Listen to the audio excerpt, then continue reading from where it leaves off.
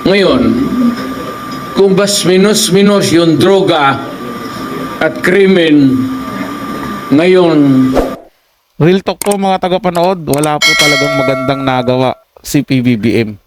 you cannot give promises. Panay na lang ang pangako mo and you keep on,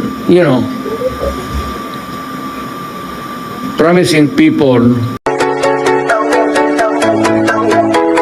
Isang mapagpala at mabiyayang araw po sa ating lahat. Welcome back po dito sa ating YouTube channel at Facebook page. Ako po ang inyong lingkod, Tagapanood TV. Ngayong araw po, pag-usapan natin ang hamon sa atin ni Tatay Digong Duterte, mga tagapanood, at kung paano niya na-real talk si PBBM. Kasi lahat po ng sinabi dito ni Tatay Digong Duterte, mga tagapanood, totoo po yan. Lalong-lalo na dun sa sinabi niya na puro lang pangako ang binitawan at pinaasa yung mga taong bayan. Tapos yung pagpapababa ng presyo ng pagkain o lalo na yung bigas, hindi natupad. Yung kriminalidad at pagdami ng droga ay tuloy-tuloy pa rin po dito, mga tagapanood. Hirap nang kumuha ng trabaho. Hindi ka ganun kadali makakuha ng trabaho ngayon. Sobrang hirap. Marami nga yung mga nabawasan pa ng trabaho dahil dun sa pagtigil na paggawa nung build project, yung mga tulay natin at saka yung mga railways na project po yan dati ni Tatay Digong Duterte na sinabi ni Marcos ipagpapatuloy niya po daw yan. Pinagpatuloy naman noong unang taon, pero itong mga sumunod na taon na wala na po, mga tagapanood, lalo na po yung umatras na o tumiwalag na sa kanya si VP Sara Duterte. Doon na po nagsimula, pinakita niya na po yung totoo niyang kulay. At eto pa, mga tagapanood, hinahamon tayo lahat ng mga botante ni Tatay Digong Duterte. Na kung sa tingin ba natin mababa ang presyo ng bigas ngayon, mababa ang kriminalidad ngayon, at hindi laganap yung pagdami ng droga, at kung naniniwala daw tayo na madaling makahanap ng trabaho ngayon, iboto natin yung mga kandidato ni PBBM. Nasa kamay po natin, mga botante, ang pagbabago ng ating bansa. Kaya kung ako sa inyo, wag na po kayo magpapabudol sa mga Marcos. Kaya simulan na natin ang ating reaction video sa araw na to, mga tagapanood. Let's do this! Yan na lang sa pagkain. Huwag na yung iba. Pwede natin yung graft and corruption. Nandyan yan. Basta anong klaseng administrasyon. Pero yung immediate, urgent need to solve is really itong presyo or the price of rice. Kailangan ni baka ako kung sa panahon ko sinasabi ko total we are endorsing the candidacies of so many bright Filipinos dito sa atin. Baka not the magic one, but makuha nila kung paano talaga bigyan ng solusyon. It's either you import and go down or whatever, but sad to say, the Philippines is agricultural based ang country natin. Ang ekonomiya natin is agriculture. Ang problema, yung pagkain mismo, hirap tayo. Well, of course, yung mga dumadating na typhoons could be one of the factors that can be, paragay na natin, hirap tayo maghabol. Alam mo, pag nasa gobyerno ka, ikaw yung nagdadala, you cannot give promises. Panay na lang ang pangako mo and you keep on, promising people for so many things,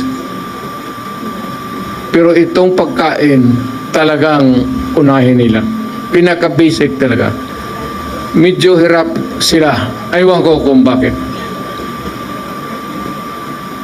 Ngayon, kung yung presyo ng bigas yung presyo ng pagkain para sa Pilipino mas bababa ngayon,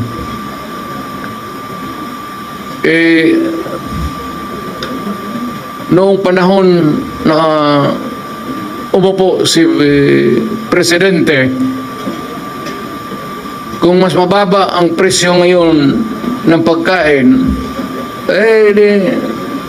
iboto natin yung mga kandidato niya. Nakikita mo naman, talagang almost hindi na kaya. Hindi kaya ng tao. Ngayon, kung mas madali maghanap ng trabaho ngayon sa panahon niya, then doon ka sa kanya, doon sa administrasyon. Kung sa panahon na ito, kung pante ka na maglakad, na walang takot, nakakapag-pasyal ka, maski saan, huwag mo nang bitawan si Marcos. Piliin mo na yung kandidato niya.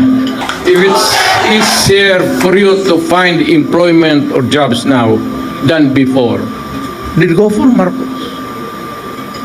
Yan ang sabihin ko na medyo basic na hindi nila mahabol. Ngayon, kung bas minus yung droga at krimen, ngayon, Real talk po mga tagapanood, wala po talagang magandang nagawa si PBBM. Kasi yung mga sinasabi niyang pabahay, sinasabi niya yung mga tulay na yan, panahon po yan ni Tatay Digong mga tagapanood. Pinagpatuloy niya lang po yan. Hindi po pwedeng masasabi na sa kanya po lahat ng credit niyan. Sabihin na natin, sige, kalahati niyan, sa kanya kasi siya po yung namuno ngayon. Pero bukod dyan mga tagapanood, wala po siyang magandang ipagmamalaki sa mga tao. Lalong-lalo na doon sa bigo niyang pangako na bibigyan niya tayo ng murang pagkain. Wala po siyang ginawang maayos mga tagapanood. Wala na nga siyang magandang ginawa pong maayos dito sa ating bansa. Dinagdagan niya po yung problema. Hinayaan niya yung pinsan niyang si Tambaluslos na kontrolin ang budget natin dito sa Pilipinas at nagkaletse-letse po ang lahat. Lalo na po hinayaan niyang kumilos yung mga makakaliwang grupo kasama nung pinsan niya para lang habulin si VP Sara Duterte na hindi nagustuhan ng mga tao dahil ang hinahanap po ng tao solusyon po sa problema ng ating bansa, hindi po pamumulitika, paghabol ng kung ano-anong kamalian na sila naman po yung gumawa mga tagapanood. Mali daw ang paggamit ng confidential fund mga tagapanood. Sila naman din, presidente at kahit sinong congressman na yan, senator, may mga confidential fund po yan mga tagapanood. Bakit hindi rin po nila ilabas sa taong bayan yan at sabihin nila kung paano nila ginamit yung pondo na yan? Yung hearing na nga lang dyan sa Quadcom, mga tagapanood, yung kinakain nila dyan, yung tubig nila dyan, yung mga allowance nila dyan, budget po ng gobyerno yan. Kung ibinigay po nila yan sa taong bayan, o kung ginawa nilang proyekto yan para sa kapakinabangan ng taong bayan, long term na makikinabang yung taong bayan dyan, mga tagapanood, maganda sana yan. Ang kaso nga po, nililihis nila yung kaisipan ng tao doon sa isang issue na sila lang ang may gawa. Hindi po ba mga tagapanood, gusto nilang pagtakpan yung kapalpakan ng ating gobyerno sa ginagawa nilang impeachment di umano daw kay VP Sara Duterte. Akala naman nila, maluloko po nila yung taong bayan. Matagal na po kasi nagsawa ang mga Pilipino sa mga pandarambong ng mga nakaupo sa gobyerno. Kaya paano pa sila maniniwala? Tatandaan po natin mga tagapanood tanging si VP Sara ang may pinakamataas na naging boto nung nakadaang election. Diba? So, ibig sabihin, nasa kanya yung tiwala ng tao. Ganon din po sa ama niya. Si Tatay Digong Duterte, marami pong bumibilib at isa na po ako dyan. Kasama po ang buo kong pamilya. Mga tagapanood. So, ngayon, magpapabudol pa ba tayo sa kanila? Naku, wag na po tayo bumalik dun sa madilim na nakaraan ng Pilipinas. So yun lang po mga tagapanood, nagustuhan nyo po yung ating talakayan sa araw na to. At kung kayo bago lang po na napadaan dito sa ating channel, huwag nyo po sana kalimutan na mag-subscribe. Hit nyo na rin po notification bell para lagi po kayong updated sa mga bago pang video na ating ilalabas. Share, like, and comment din po kayo mga tagapanood. Atin yung babasahin at pupusuan. So hanggang sa muli po, ito yung Tagapanood TV. Komento at opinion lamang, wala pong personalan. Paalam po at mabuhay po kayong lahat.